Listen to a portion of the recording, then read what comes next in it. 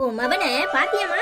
கடையில வச்சு எப்படி நடந்துக்கிட்டான்னு நீ சொல்ல சொல்ல உன் பேச்சை கேட்காம அந்த மீனா மினிக்கு 25,000 ரூபாய்க்கு புடவை எடுத்திருக்கானே, எம்பிட்டு கொழுப்பு இருக்கணும். ஏமா இவளும் தான் அவன் கிட்ட புடவை கேட்டு மல்லுக்கு நின்னா இவளுக்கு 10,500 ரூபாய்க்கு புடவை போதுன்னு பில்ல போடுன்னு சொல்லிட்டானே. ஓ மவன் நீ சொல்றத கேட்டானா? ஆமாமா, அவ சொல்றது சரிதான். கல்யாணத்துக்கு முன்னாடியே இப்படி நடந்துக்கிறானே, கல்யாணத்துக்கு அப்புறம் எப்படி நடந்துக்குவான்? இந்த கல்யாணம் வேண்டாம், எங்களுக்கு பொண்ணு பிடிக்கலன்னு சொல்லி கல்யாணத்தை நிப்பாட்டிருமா. இட்டி கொஞ்சமாவது அறிவு இருக்கா? சண்டைனா சட்டை கிளியத்தான் செய்யும். அதுக்காக பயந்து போய் ஒதுங்கிட்டா நம்மள பயந்தாங்கொழின்னு நினைக்க மாட்டாங்க. அவ இங்க வரட்டும், அவ குடுமி ஏன் கையில எப்படி ஆடுறான்னு நான் பாக்குறேன். ஆமா, நீ இப்படியே சொல்லு. ஏற்கனவே ஒருத்தி வந்து இந்த வீட்டுக்கு நம்மளெல்லாம் மதிக்க மாட்டுக்கா, அடுத்தால இன்னொருத்தி உங்களுக்கு பிடிச்ச மாதிரி வந்து மதிக்க போறாளாக்கும். என்னங்க இது? காலங்காத்தால 3 பேரும் சேர்ந்துக்கிட்டு ஆரம்பிச்சுட்டாங்க. ஏங்க நேத்து தானே அந்த பொண்ணை பார்த்துருக்காங்க. உங்க தம்பி அவளுக்கு பிடிச்ச மாதிரி புடவை இருக்கட்டும்னு எடுத்து கொடுத்துருப்பாரு. அது ஒரு குத்தமாங்க. அதுக்குள்ளயும் கல்யாணத்தை நிப்பாட்டு அப்படி இப்படின்னு பேசுறாங்க உங்க தங்கச்சி. இங்க பாரு, நான் கேட்டும் கேட்காத மாதிரி இருக்கும்ல, எனக்கு காதே செவிடான மாதிரி இருக்குல்ல, நீயும் அப்படியே இரு, அதான் நமக்கு நல்லது. இங்க பாரு, ஒருத்தர் இல்ல, அதான் வேற நல்ல ரொமான்ஸ் மூட்ல இருக்கேன். உன்னை கட்டி பிடிக்கலான்னு பார்த்தா நீ என்னன்னா இப்படி பேசிக்கிட்டு இருக்க? இது வேறையா? City, I love you. அதெல்லாம் இருக்கட்டும், உங்க அம்மா வராங்க. சும்மா இருட்டி. ஏமட்டி எங்க அம்மா வருதுன்னு சொல்லி என்னை இப்படி பயங்காட்டுற? நான் கொஞ்சம் பயந்து சுவாபன்னு உனக்கு தெரியும்ல. தெரியும் தெரியும், அதுக்கு இப்படியா தொட நடுங்குவீங்க? ஏங்க உங்க அம்மாக்கு எப்ப பயப்படாம இருக்கீங்களோ அப்பதான் நாம நல்லபடியா குடும்பம் நடத்த முடியும். அது இந்த ஜென்மத்துல நடக்காது. ஆச்சி ஆச்சி நீங்க உன் புருஷன் உன்னை கொஞ்சம் போதே வந்துட்டேன். நீ என்னல உங்க ஆத்தாக்கு இந்த பையன் பயப்படுற? உன் பொண்டாட்டிய கட்டி பிடிக்கிறதுக்கு யாரு கேட்கணும்? ஆச்சி நீயா சொல்ற? இல்ல, நானே தான் சொல்றேன். உன் பொண்டாட்டி நகையை கொடுக்காத வரைக்கும் எனக்கு கொஞ்சம் கோவம் இருந்தது உண்மைதான். ஆனா அவ அப்பா மானஸ்தேன் எப்படியோ கேட்ட நகையெல்லாம் கொடுத்துட்டால. உங்க ஆத்தா இப்படிதான், கிட்டையே அண்ட விட மாட்டா. நீ கண்டுக்காத, அவளு அங்கதானே சண்டை போட்டுட்டு இருக்கா, போடுற வரைக்கும் போடட்டும். நீ எந்த பக்கம்னே தெரியலையே. என்ன பார்த்தா தெரியாது, போக போக தெரியும். என்னதான் இருந்தாலும் என் பேர் என்னவோ எனக்கு முக்கியம் தானே. உங்க ஆத்தா அப்படித்தான், ஏமாவல்ல அப்படித்தானே இருப்பா, நானும் அப்படித்தானே இருந்திருக்கேன். ஏல அவ கடக்கா, நீ உன் பொண்டாட்டி கூட சந்தோஷமா இரு, நான் பாத்துக்கிறேன். ஐயோ ஆச்சி, I love you. Love you love you. போங்க போங்க, போய் சந்தோஷமா இருங்க, அவளை நான் சமாளிச்சுக்கிறேன். தேங்க்யூ கடவி.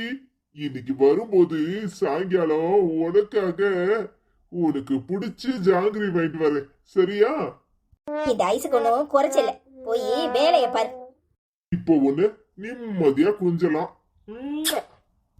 ஏங்க நான் வேற பயந்தே போயிட்டேன். ஆனா ஆச்சி எப்ப எப்படி இருக்குன்னே தெரிய மாட்டுக்கு. சரி சரி, நேரத்தை போக்காத, வா. அங்க வேலை கிடக்கு. ஏ ஒரு முத்தம் கொடுக்க கூடவா இப்படி தயங்கிக்கிட்டு நிப்ப? அது சரி சரி சரி, போருங்க, யாராவது இருக்காங்களான்னு பாத்துட்டு வரேன். சீக்கிரமா வா. என்னடி, என்ன பட்டிமன்றம் இங்க நடக்கு? எல்லாரும் கோவமா வேற உட்காந்துருக்கிய, எதுக்கு?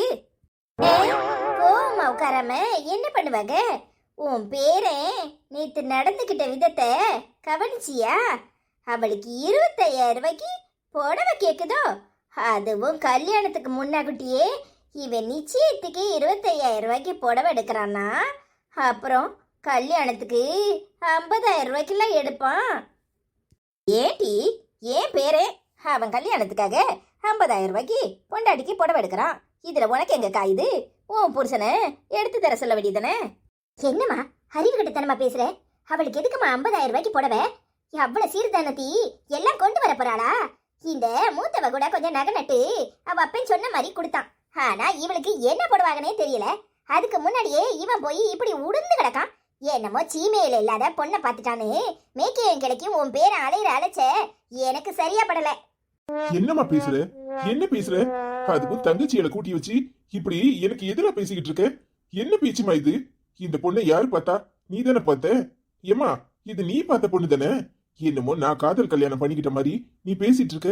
எனக்கு பிடிச்ச பொண்ணுக்கு நான் ஆசைப்பட்ட மாதிரி புடவை எடுத்து கொடுக்கணும்னு நினைச்சேன். அது ஒரு தப்பாமா?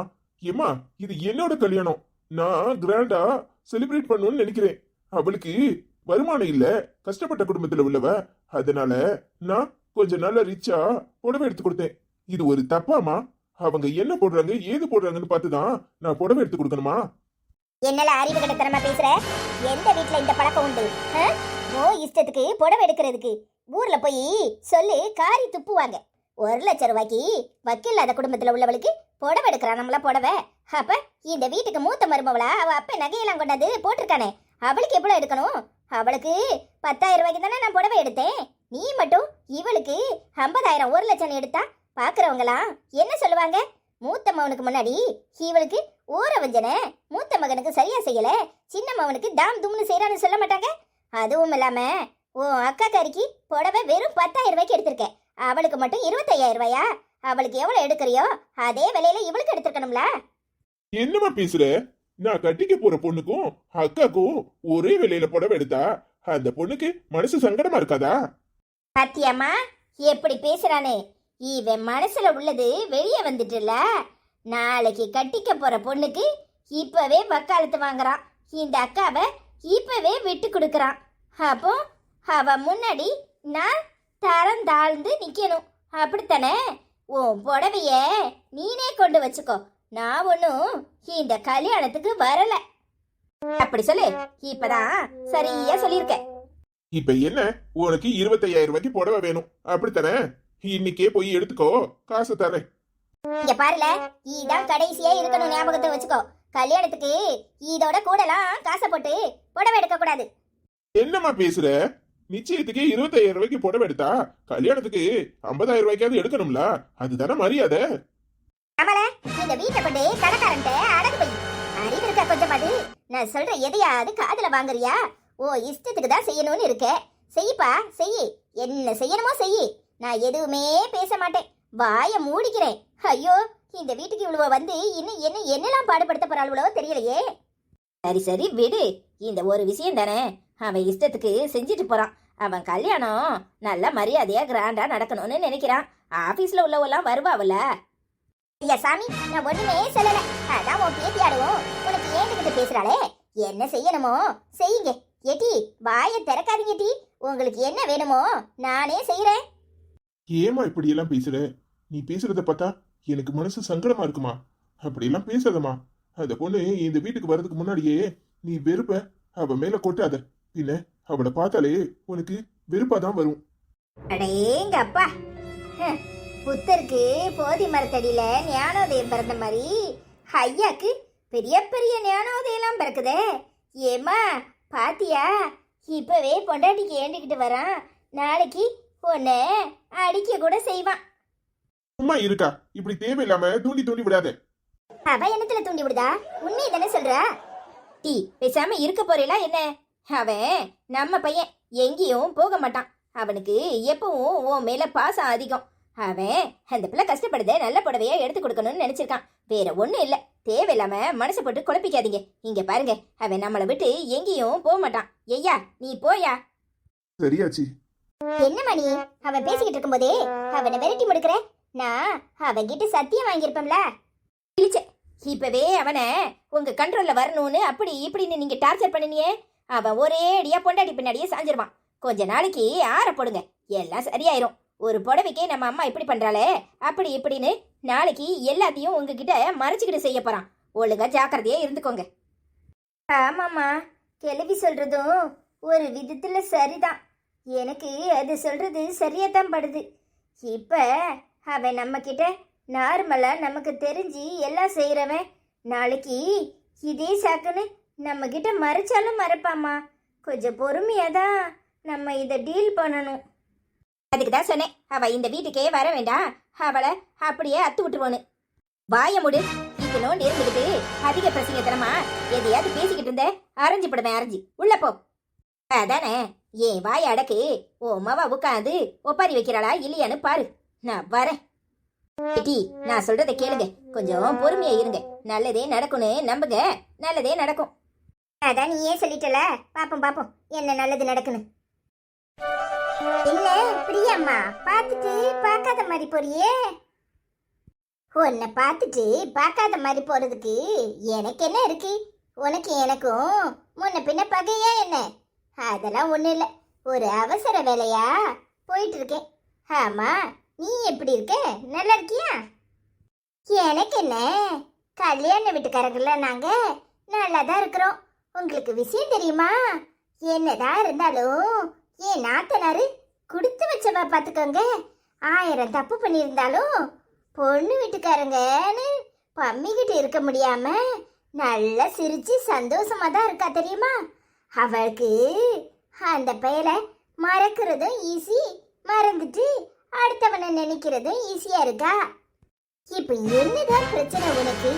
போறவள நிப்பாட்டி வச்சு இப்படி எதையாவது பேசணும்னு கூப்பிடுறியா? இங்க பாரு, ஓ நாத்தனாரு மனசளவுல அவ நல்லவ, அதனால அவ எங்க இருந்தாலும் சந்தோஷமா தான் இருப்பா. உனக்கு மண்டை பூரா கெட்ட புத்தி, அதான் இப்படி போற வர விட்டலாம் புலம்பிக்கிட்டு உட்காந்துருக்க. அந்த பிள்ளை அப்படி என்ன தப்பு பண்ணான்னு கெட்டவங்கிற? ஒருத்தனை நினைச்சது தப்பா? சும்மா எதையாவது சொல்லிட்டலையாத. என்ன கொஞ்ச நேரம் பேசுங்களேன், அப்படி என்ன அவசரம்? இங்க பாருங்க, உங்க மாவ மாதிரிலாம் இவ கிடையாது. இவ எப்படிப்பட்டவனு எனக்கு தெரியும்ல, அத வச்சுதானே பேசுறேன். நான் வீட்டுக்குள்ள இருக்கிறவ, நீங்க வெளியில இருக்கவ. உங்க மாவ பட்டு பட்டுன்னு முகத்துல அடிக்கிற மாதிரி பேசுவா. அவ மனசுல எதுவும் இருக்காது, ஆனா சல்லு புள்ளுன்னு விழுவா.